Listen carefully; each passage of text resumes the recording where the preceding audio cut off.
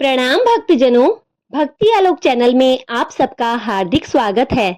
जैसा कि आप सब जानते हैं कि हमारे कार्तिक महात्म्य के 6 अध्याय पूरे हो चुके हैं। आज हम 7वां और 8वां अध्याय साथ में मिलकर सुनेंगे। चलिए अध्याय शुरू करते हैं।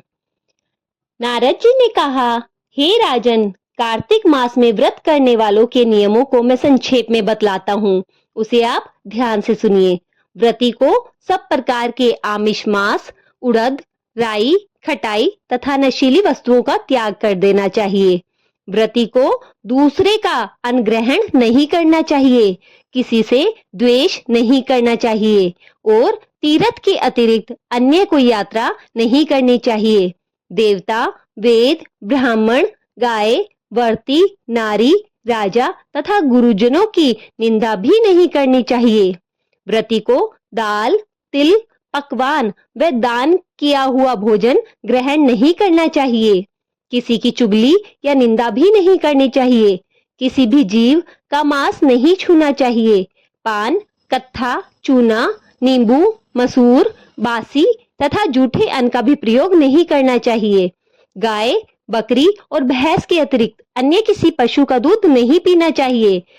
कांसे के पात्र में रखा हुआ पंचगव्य, बहुत छोटे घड़े का पानी तथा केवल अपने लिए ही पकाया हुआ अन्न प्रयोग करना चाहिए। कार्तिक माह का व्रत करने वाले मनुष्य को सदैव ब्रह्मचर्य का पालन करना चाहिए। उसे धरती पर सोना चाहिए और दिन के चौथे पहर में केवल एक बार पत्तल में भोजन करना चाहिए। व्रती कार्तिक माह में केवल नरक चतुर्दशी, जिसे छोटी दिवाली भी कहा जाता है, इस दिन ही शरीर पर तेल लगा सकता है। कार्तिक माह में व्रत करने वाले मनुष्य को सिंघाड़ा, प्याज, मट्ठा, गाजर, मूली, काशीफल, लौकी, तरबूज, इन सब वस्तुओं का प्रयोग बिल्कुल नहीं करना चाहिए। रजस्वला, चंडाल, पापी, मलेच्छ, पतित, व्रतहीन, ब्राह्मण द्रोही और नास्तिकों के बीच बातचीत नहीं करनी चाहिए। भगवान विष्णु को प्रसन्न करने के लिए अपनी शक्ति के अनुसार चंद्रायण आदि का व्रत करना चाहिए और उपयुक्त नियमों का पालन करना चाहिए।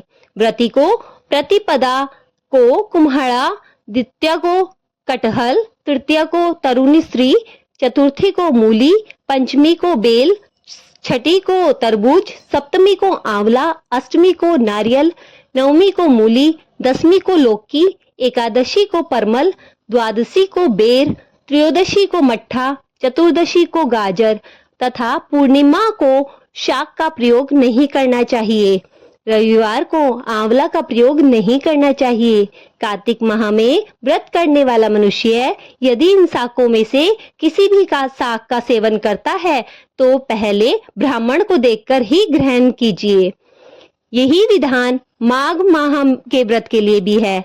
देवोत्थानी एकादशी में पहले कहा गया विधि के अनुसार नृत्य, जागरण, गायन, वादन आदि करना चाहिए। इसको विधि पूर्वक करने वाला मनुष्य को देखकर यमदूत भी ऐसे भाग जाते हैं जैसे सिंह की गर्जना से हाथी भाग जाते हैं। कार्तिक माह का व्रत सभी व्रतों में श्रेष्ठ है। इसके अतिरिक्त जितने भी व्रत यज्ञ हैं वह 1000 की संख्या में किए जाने पर भी इनकी तुलना नहीं कर सकते, क्योंकि यज्ञ करने वाले मनुष्य को सीधा बैकुंठ ही प्राप्त होता है। जिस प्रकार राजा की रक्षा उसके अंगरक्षक करते हैं, उसी प्रकार कार्तिक माह में व्रत करने वालों की रक्षा भगवान विष्णु की आज्ञा से इंद्रादि देवता करते हैं। व्रती मनुष्य जहाँ कहीं भी रहता है वहीं पर उसकी पूजा होती है, उसका यश फैलता है। उसके निवास स्थान पर भूत पिशाच आदि नहीं रह पाते। विधि पूर्वक कार्तिक माह का व्रत करने वाले मनुष्य के पुण्यों का वर्णन करने में ब्रह्मा जी भी असमर्थ है। यह व्रत सभी पापों को नष्ट करने वाला, पुत्र पौत्र प्रदान करने वाला और धन धान्य की वृद्धि करने वाला है। बोलिए श्री हरि भगवान विष्णु की जय। यहीं पर हमारा 7वां अध्याय समाप्त होता है। अब हम 8वां अध्याय श्रवण करेंगे। नारद जी बोले, अब मैं कार्तिक व्रत के उद्यापन का वर्णन करता हूँ, जो सब पापों को नाश करने वाला है। व्रत का पालन करने वाला मनुष्य कार्तिक शुक्ला चतुर्दशी को व्रत की पूर्ति और भगवान विष्णु की प्रीति के लिए उद्यापन करे। तुलसी के ऊपर एक सुंदर मंडप बनावे, उसे केले के खंभों से संयुक्त करके नाना प्रकार की धातुओं से उसकी विचित्र शोभा बढ़ाए। मंडप के चारों ओर दीपकों की श्रेणी सुंदर ढंग से सजाकर रखें। उस मंडप में सुंदर बंदरवारों से सुशोभित 4 दरवाजे बनवाएं और उन्हें फूलों से तथा चंवर से सुसज्जित करें। द्वारों पर पृथक-पृथक मिट्टी के द्वारपाल बनाकर उनकी पूजा करें।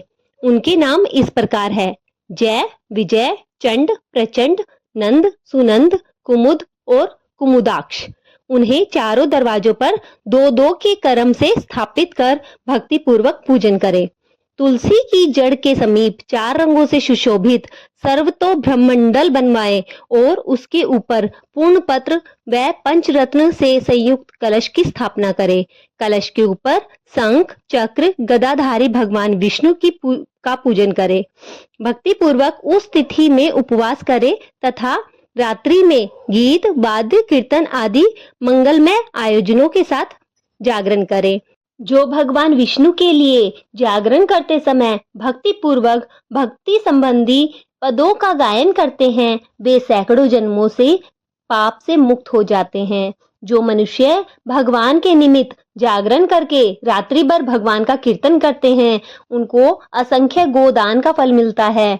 जो मनुष्य भगवान की मूर्ति के सामने नृत्य गान करते हैं, उनके अनेक जन्मों के एकत्रित पाप नष्ट हो जाते हैं।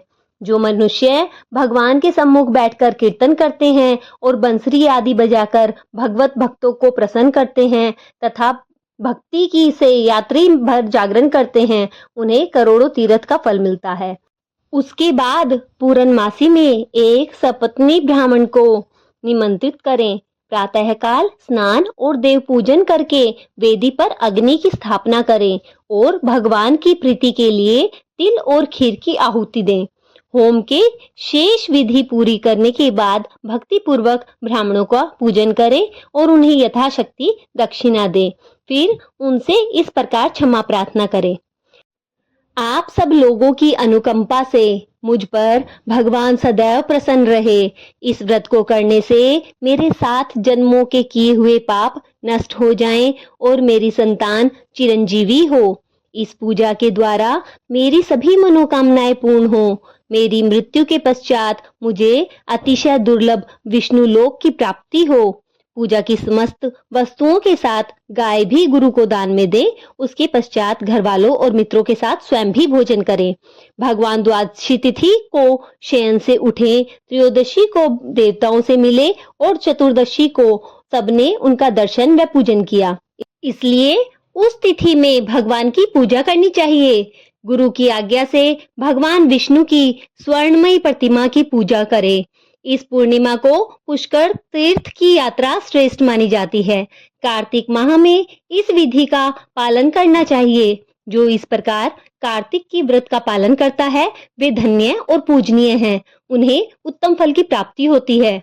जो भगवान विष्णु की भक्ति में तत्पर होकर कार्तिक में व्रत का पालन करते हैं, उनके शरीर में समस्त पाप तत्काल नष्ट हो जाते हैं। जो श्रद्धा पूर्वक कार्तिक के उद्यापन का महात्म्य सुनते और सुनाते हैं, वह भगवान विष्णु का सायुज्य प्राप्त करते हैं। बोलो भगवान विष्णु की जय, श्री हरि विष्णु की जय। कार्तिक मास हम सबके लिए बहुत फलदायी हो। इसी भगवान से आशीर्वाद के साथ में हम आज का अध्याय समाप्त करते हैं। आशा है आपको हमारी वीडियोस पसंद आ रही हैं। अगर आपको वीडियोस पसंद आ रही हैं तो चैनल भक्ति आलोक को जरूर सब्सक्राइब करें और वीडियो को ज़्यादा से ज़्यादा शेयर करें। आप सबका बहुत बहुत आभार। धन्यवाद।